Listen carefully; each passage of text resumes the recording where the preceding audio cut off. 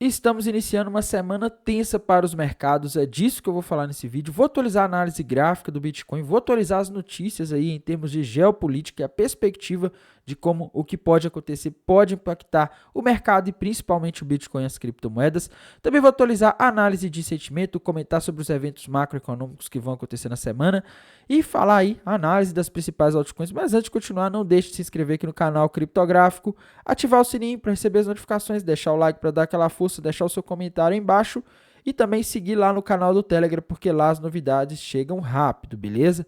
Então vamos lá, vamos aí falar da situação do Bitcoin. Começar aqui pela análise gráfica. Bem, pessoal, o que eu estou vendo aqui no gráfico do Bitcoin hoje? Difícil, tá? O mercado não tá com muitos padrões claros, tem aquela cunha ascendente rompida para baixo que eu comentei com vocês nos últimos dias, mas eu não sei, tá? Não me passa muita segurança que essa cunha aqui nesse contexto. O mercado tá andando de lado, ele não consegue sair desse range aqui entre 60 e 73 mil dólares, tá? O Bitcoin fica andando aqui nessa região, mas no fim ele não vai para lugar nenhum, tá? Então isso aqui me deixa um pouco com o pé atrás aqui em relação a essa cunha, tá? O fato de essa cunha estar aí no meio do que parece uma lateralização me deixa menos confiante em relação a ela, tá? Mas, galera, o que a gente tem que ficar atento no caso do Bitcoin agora é em relação à possível formação de um topo duplo, tá? Se acontecer de o Bitcoin perder a região dos 60 mil dólares, e por perder que eu falo é fechar pelo menos um candle do gráfico diário ali nos 58 mil dólares, pelo menos, tá? Teria que fechar bem abaixo aqui. Eu vejo aí uma grande possibilidade dele formar um topo duplo, tá? Então, se isso acontecer, a gente poderia ter a reversão de todo esse movimento de alta que vem acontecendo no caso aqui do Bitcoin desde outubro de 2023, tá? Então, a gente tem que ficar atento porque pode formar um topo duplo gigante aqui se o Bitcoin romper para baixo esse patamar. É importante sempre ressaltar que isso ainda não aconteceu, tá? Mas se acontecer, meus amigos, aí a projeção de preço para o Bitcoin é ali na região dos 51 mil dólares, tá? Então, eu não sei, não estou gostando do gráfico do Bitcoin. Eu acho que ele está prestes a formar um padrão aí que pode indicar mais queda, que seria esse possível topo duplo, tá?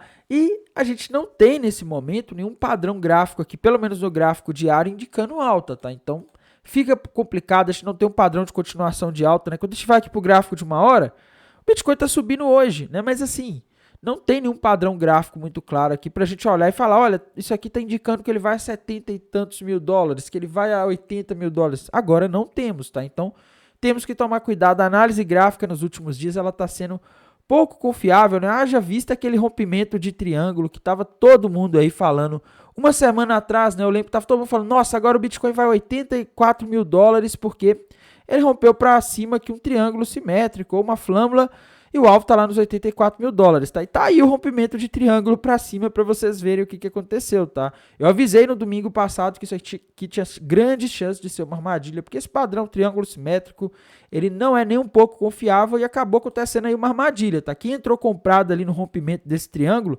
provavelmente foi estopado, e se for algum que não usa stop e usa alavancagem, provavelmente foi alavancado, tá? Então, gráfico para mim aqui está um pouco difícil e, galera, a gente tem que olhar aqui o que está causando esse movimento, né? Primeiro que desde semana passada, quando os dados de inflação lá dos Estados Unidos vieram aí por mais um mês consecutivo acima da expectativa, o mercado já ficou meio pé atrás, tá? O mercado já não gostou muito.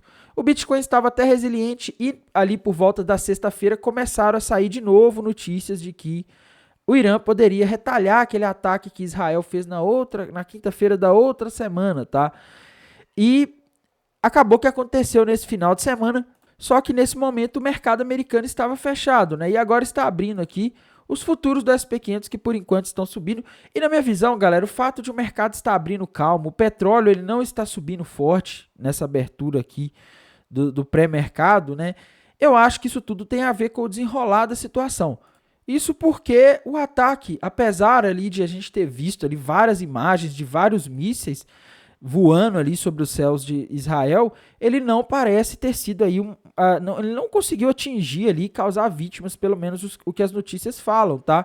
Eu não vi notícias, por exemplo, de vítimas desse negócio, né? Tá aqui até as imagens lá dos mísseis caindo lá, dos mísseis voando, passando aqui no vídeo na página do G1, tá? Lá no canal do Telegram eu compartilhei os vídeos à medida que eles apareciam nas redes sociais, né? Israel afirma que interceptou 99% dos drones aí que o Irã lançou, tá? Dos drones e mísseis, né? Então, assim, pelo que parece, tá? Pelas informações que a gente tem aqui, parece que o ataque não causou muito dano, né? E a gente tem que entender também a posição do Irã, tá? O Irã queria dar um susto ali e responder os ataques que Israel fez mais para o público interno, tá? Para falar para a população iraniana, que muitas pessoas ficaram revoltadas com o que aconteceu, falar, olha, aqui tá vendo, nós jogamos mísseis lá, nós respondemos. E parece que ele não queria também fazer um ataque ali para realmente deixar Israel mais irritado, tá? E assim, na minha visão, o grande problema agora, o grande risco geopolítico que ainda continua, não é mais o Irã fazer o ataque, porque isso já aconteceu. O risco geopolítico, na minha opinião, é que Israel está dizendo, tá? Está dizendo que vai retalhar. Eu converso com uma pessoa que mora em Israel, conheço uma pessoa de lá, não de lá, né? Brasileiro que mora lá. Conversei com ele, ele falou que existe ali, que o governo de lá está falando em retalhar, que isso aí é um assunto que está forte lá. Então, assim, isso é que, na minha visão, é o grande problema agora, porque se Israel retalhar, o Irã já falou que vai dar uma resposta mais forte, né? Que aí ele vai atacar de volta.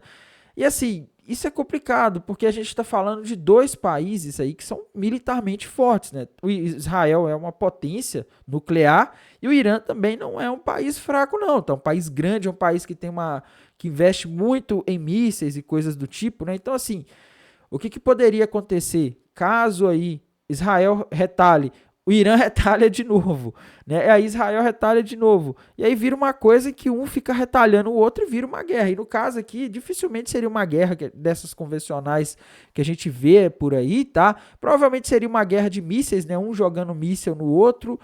E o complicador disso tudo seria se os Estados Unidos entrassem. Ontem, parece que o Joe Biden, em um pronunciamento, ele falou que ele não vai participar das ofensivas. Está até aqui a notícia que saiu ontem, tá? Biden diz a Netanyahu que Estados Unidos não participarão de ofensiva contra o Irã, afirma a autoridade dos Estados Unidos, né? Isso aqui é uma notícia boa, pessoal, porque desde que aconteceu aquele conflito lá no ano passado com o Hamas, que o Hamas fez um ataque a Israel, desde aquilo ali, o maior medo do mercado era o Irã entrar no meio e o Irã começar a brigar com Israel de fato, tá? E no meio disso aí os Estados Unidos têm que intervir o Irã fechar o Estreito de Hormuz ali e a produção de petróleo aí da região que mais produz petróleo no mundo ficar bloqueada, tá? E aí o preço do petróleo iria subir. O fato de os Estados Unidos estar falando aqui que não vai entrar, não vai participar de ofensiva contra o Irã agora, é um fato que alivia bastante a situação, tá? Porque mostra que os Estados Unidos não está querendo confusão, ele não está querendo uma briga ali. Isso a gente tem que lembrar, né? Ano eleitoral nos Estados Unidos. Então o Joe Biden não vai querer uma confusão desse tamanho no Oriente Médio. O Irã fecha o Estreito de Hormuz, o preço do petróleo vai lá para $150 o barril, talvez 200, não sei, tá? E aí, nessa brincadeira toda, o que acontece? A inflação volta a subir nos Estados Unidos, gera insatisfação popular, tá? E se acontece isso, galera, de o petróleo subir, o Bitcoin ele é impactado, tá? Ele é impactado, sim. A gente tem que lembrar que o Bitcoin ele está acompanhando muito bolsa americana. Se você tem um cenário onde as pessoas começam a ficar avessas a risco, elas não vão tomar risco, né? Investir em Bitcoin, criptomoedas, mesmo que seja por ETF, é extremamente arriscado. Vejam o que aconteceu nesse final de semana, tá? A gente terminou a semana lá com o Bitcoin um preço e no sábado o Bitcoin caiu forte. Então, assim, a pessoa só vai ter chance de vender na segunda-feira, tá? Então, assim, é arriscado, é um investimento de altíssimo risco. Você não tem retorno garantido investindo em Bitcoin, tá? Então, não é o tipo de investimento aí que seria atrativo em caso de incertezas muito grandes, em caso de inflação que poderia fazer o governo dos Estados Unidos subir mais os juros, o que tornaria os investimentos em renda fixa no mundo inteiro mais atrativos, tá? Então isso aqui é extremamente complicado e eu acho que isso aqui está ajudando um pouco os mercados. O fato de que o mercado viu, pelo menos até agora, que o ataque não foi tão sério, tá? E de que os Estados Unidos não está querendo entrar no meio dessa confusão. E agora eu só penso o seguinte, que não pode acontecer é Israel retalhar com muita força e o Irã querer retalhar de volta e isso virar uma guerra, tá? E a gente tem que lembrar, galera, que o que aconteceu ontem é algo inédito, tá? A última vez, se eu não me engano, a última vez que um país, não estou falando de um grupo como a Hamas, Hezbollah, falando, um país atacou Israel, a última vez foi na guerra do Yom Kippur, se eu não me engano, tá? Eu não tô lembrando aqui o nome de todas as guerras em que Israel se envolveu, mas de um país lançar um ataque com mísseis, com drones, eu não lembro qual foi a última vez, tá? Isso aí é algo inédito que aconteceu e isso aí é algo complicado, né? Algo muito sério que aconteceu ontem. E como eu disse, o problema disso todo está no mercado de petróleo e na instabilidade que isso pode gerar no mundo. E o petróleo, galera, falando nele, tá? Ele tá calminho, igual eu comentei agora há pouco. A gente não tá vendo uma subida forte no petróleo por enquanto, mas é amanhã que o mercado spot vai estar, vamos dizer assim, rolando, né? Amanhã que a gente vai saber o efeito mesmo de tudo isso nos mercados. E amanhã também a gente começa a semana já com dados de vendas no varejo nos Estados Unidos, que são extremamente importantes aí de serem avaliados nesses momentos em que a gente tem essa situação toda, né, de inflação voltando, esses riscos geopolíticos, tá? Dados que mostram a economia dos Estados Unidos fortes estão sendo ruins para o mercado nos últimos tempos. Então, se as vendas do varejo amanhã vierem abaixo de 0,4, o núcleo abaixo de 0,5, é bom para o mercado. Se vier igual, é ótimo, tá? E se vier acima, é ruim. Então vamos torcer para isso aqui ajudar um pouco amanhã, tá? Nessa semana a gente vai ter aí mais dados macroeconômicos. Olho na terça-feira, porque o presidente Jerome Powell, presidente do Banco Central dos Estados Unidos, Jerome Powell, vai aparecer falando publicamente. Quinta-feira também a gente vai ter vários dados aí de mercado que impactam o mercado, né? Mas para mim, o que está fazendo preço, que vai fazer preço nos próximos dias, se essas tensões geopolíticas aí, vamos dizer assim, esfriarem, tá? O Israel desistir de retalhar o Irã, não fazer isso por agora, são os balanços das empresas dos Estados Unidos, tá? Os balanços corporativos. Na sexta-feira tivemos, né? E a maioria dos balanços ali dos bancos vieram acima da expectativa, tal, que não é bom para os mercados nesse momento, na minha opinião. E amanhã a gente já vai ter Goldman Sachs, tá? Que é importante aí. E terça-feira, Bank of America, Morgan Stanley. Tá, então o mercado vai estar de olho aí nesses balanços corporativos de bancos dos Estados Unidos.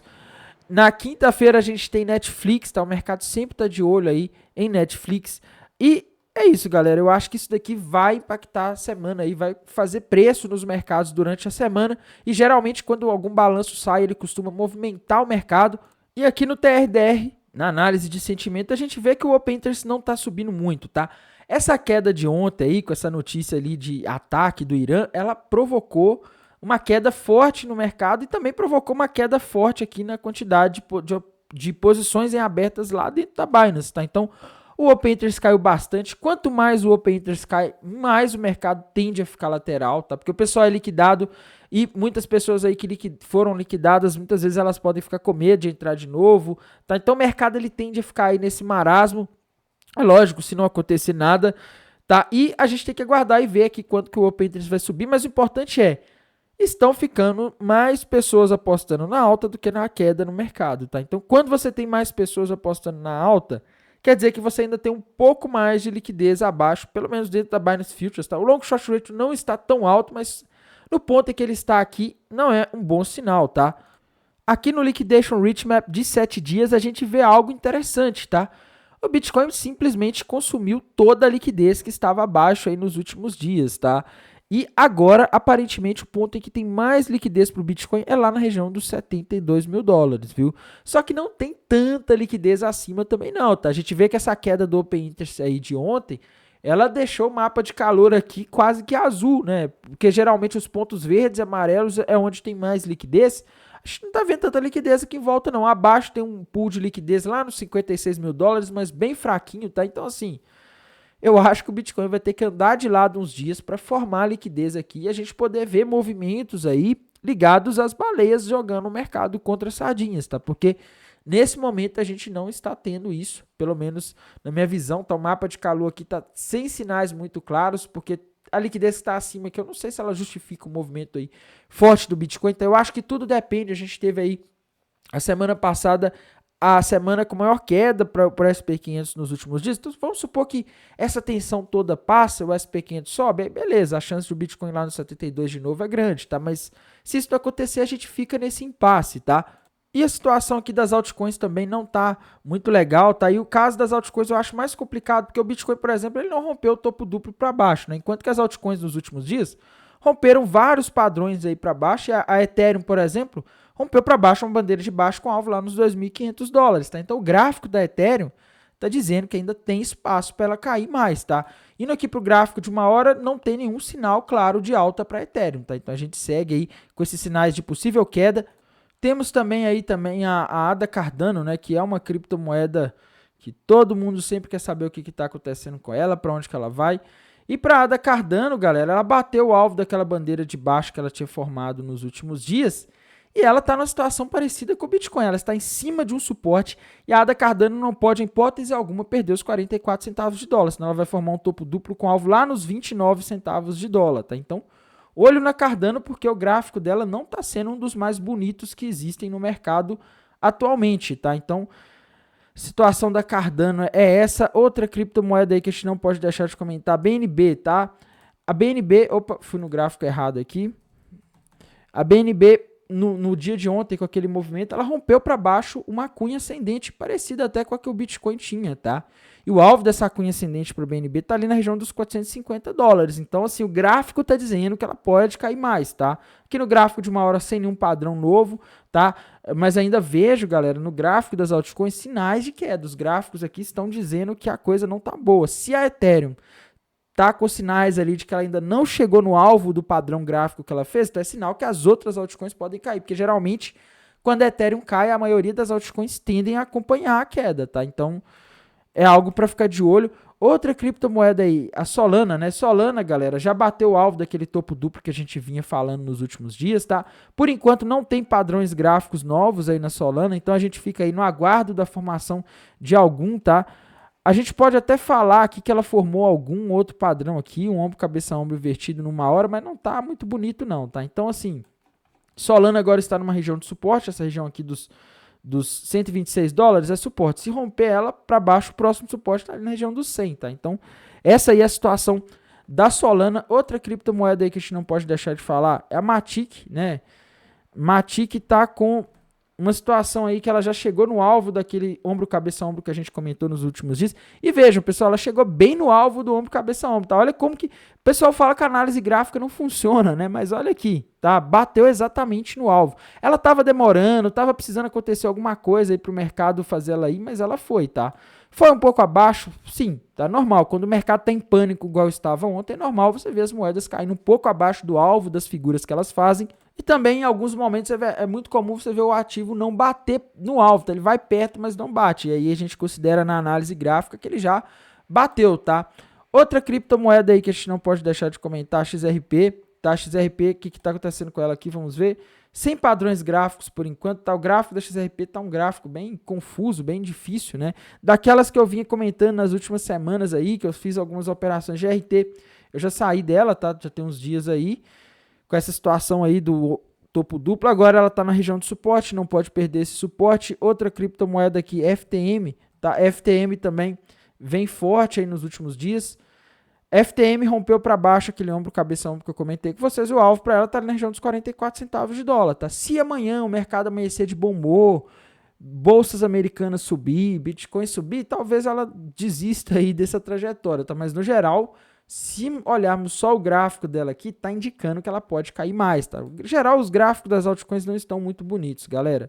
Outra aqui que eu não posso deixar de falar é a Jasmine, tá? Eu não tô nela mais, já comentei com vocês, mas eu acho que ela tá muito resiliente, tá? Ela tá se segurando bem nos suportes aí, nesse momento conturbado do mercado de criptomoedas, tá? Eu acho, inclusive, que nesse contexto, dá até para redesenhar um outro triângulo ascendente aqui para a Jasmine, tá?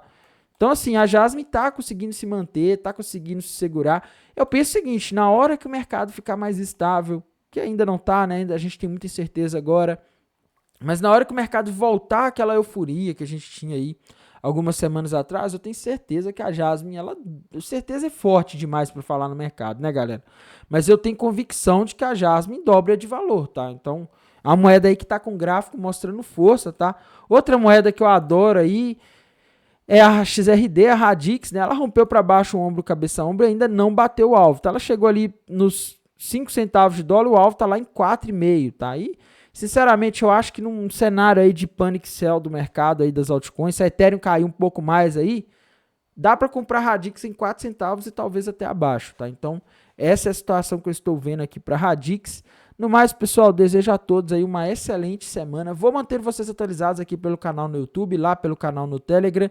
Desejo aí um bom descanso e bons negócios. Até mais. Tchau.